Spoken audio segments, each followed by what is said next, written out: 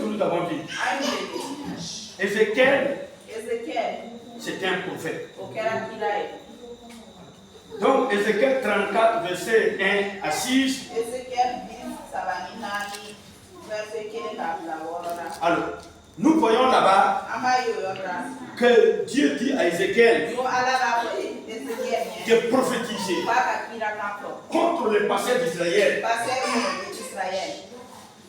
contre les serviteurs, contre ces serviteurs qui sont en Israël à son époque. Alléluia. Qu'est-ce que cela veut dire? Donc, comme thème, si tu as peur, tu ne peux pas être prophète. Dieu ne confie pas le ministère prophétique à quelqu'un qui a peur. Bah, ce n'est pas le travail de quelqu'un qui a peur. C'est un travail qui demande le courage. Bah, ce sont des gens qui sont établis pour corriger les gens, pour réprimander les gens, les femmes comme des hommes, souvent même des rois, souvent même de tout serviteur de Dieu. Donc, Dieu dit à Ézéchiel, prophétise contre les passés d'Israël. Alléluia. À ce moment, il n'y avait pas passé comme ça. Mais c'est tous ceux-là qui prennent soin des peuples de Dieu. Les sacrificateurs. Donc, ce sont ceux-là qui représentaient des pasteurs. Et puis voilà que mes tourments sont dispersés. Ça va. Ils sont dispersés. Ils sont errants.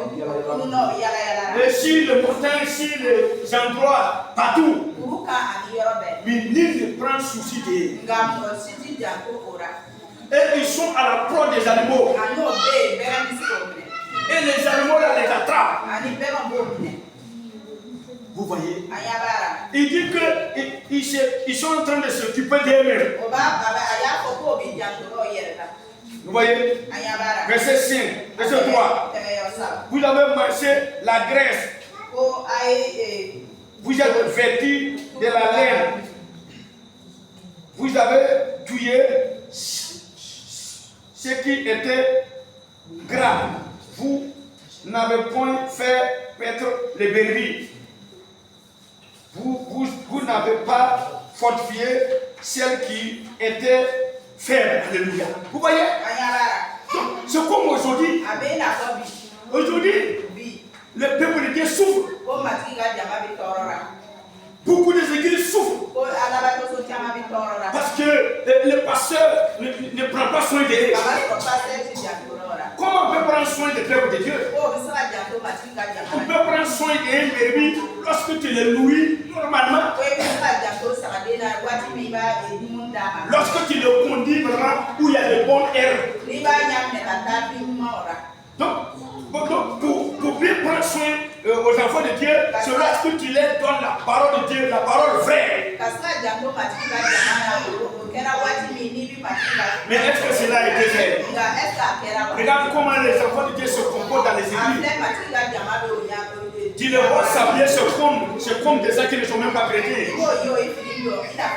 Ils ne connaissent pas la parole de Dieu. Parce qu'on les montre pas la parole de Dieu. On les enseigne pas la parole de Dieu. Et Dieu n'est pas content.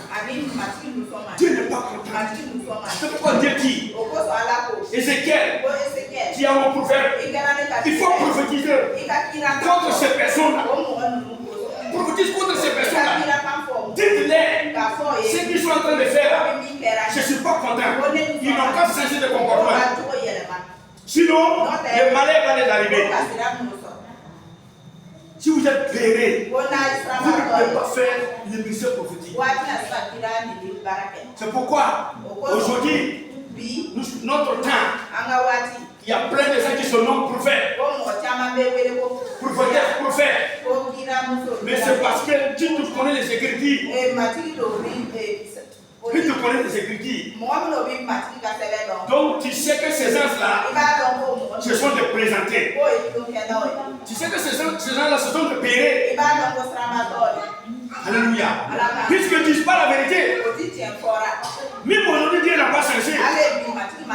Quand Dieu choisit quelqu'un comme prophète, Dieu pousse à la personne d'intervenir, de corriger les gens qui ont laissé la voie, les gens qui ont fait l'église, qui ont fait la maison de Dieu comme leur maison. Alors Dieu va dire à son prophète, ça ne faut pas tolérer ça. Il ne faut pas fermer les yeux. Dites que ces gens-là ils sont égarés. Dites qu'ils sont déviés pour que les gens ne puissent pas aller vers eux. Dieu me dit que les gens nous bénissent de ceci. Donc aujourd'hui c'est la même chose. C'est pourquoi un véritable prophète il n'est pas aimé. Parce que vous allez habiter à des pasteurs qui cherchent à me tuer. Ça il y a longtemps. Pourquoi? Parce que les gens n'aiment pas quelqu'un qui dit la vérité. Les gars, regarde comment les gens se comportent. La maison de Dieu, ça devient une entreprise de serviteurs de Dieu. Il forme sa femme, il a assis ici, et sa femme assis ici. Les désordres dans la maison de Dieu. Vous voyez, ce qu'on n'a jamais vu là, c'est ce qu'on voit aujourd'hui. Mais si un prophète voit ça, il va dire ça. Que tes cheveux soient blancs, que tu sois jeune, que tu as 80 ans. Il s'en fout de ça. Il va te dire que ce que tu fais là n'est pas bien. Alléluia. Donc un prophète, c'est quelqu'un qui ne suit pas les gens. C'est quelqu'un qui les sait. C'est quelqu'un qui est solide. Il est toujours dans solitude. Alléluia. Il n'accompagne pas les gens parce qu'ils sont nombreux. Non. Il ne suit pas une grande église parce qu'ils sont l'argent. Non. Ce sont des gens qui sont spéciaux. Ce sont des gens qui ont été fabriqués spéciaux. Ils sont dits. Les gens n'arrivent pas à les comprendre. Alléluia. Que vous disiez, c'est ça. Jean-Baptiste était un prophète de Dieu. Quand il baptisait les gens, les soldats venaient vers lui pour se faire baptiser. Il leur disait, race de vipères, qui vous a appris à fuir la colère de Dieu? Alors, cessez de comportement. Votre travail, vous devez le faire normalement. Il les a baptisés. Et Hérode, qui a pris la femme de son frère, Jean-Baptiste lui a dit, face à face, il faut rendre la femme à son propriétaire. Ce que tu as fait là n'est pas bien. C'est ça qui a fait qu'ils ont coupé la tête des gens. Plusieurs prophètes, on les a lapidés, tués. Jérémie a été emprisonné plusieurs fois. Élie, on a poursuivi Élie pour le tuer. Lorsque Akab a dit à Naboth, alors ton sang là, il faut me la vendre. Naboth a dit, ce sont des sangs de mes ancêtres. Je ne vais pas vendre ça, car moi aussi j'aurai des enfants. Pour cela, ils sont complotés. Et ils sont tués d'abord. Et ils ont pris son sang là. Dieu a révélé cela à Élie. Le prophète, Dieu se révèle au prophète. Dans les sommets, Dieu leur montre des choses. Les choses que les gens ont fait, qui sont cassées. Dieu le fait grâce, il voit ça. Dieu dit à Élie, lève-toi, va, dis à Ada, et va là, dans la maison de Naboth, dans les champs de Naboth, va lui dire qu'il est assassin, qu'il est voleur, il est roi. On te dit d'aller le dire comme ça. Si tu n'es pas courageux, c'est pourquoi tu ne peux pas être prophète. Quand que Dieu t'a pas créé pour que tu sois prophète. S'il n'a pas mis une notion de prophète sur toi, ça ne peut pas. Ça ne peut pas. Et il y a dit à Naboth, Akab, tu es assassin, tu es volé. Voilà, tu as volé le sang de Naboth.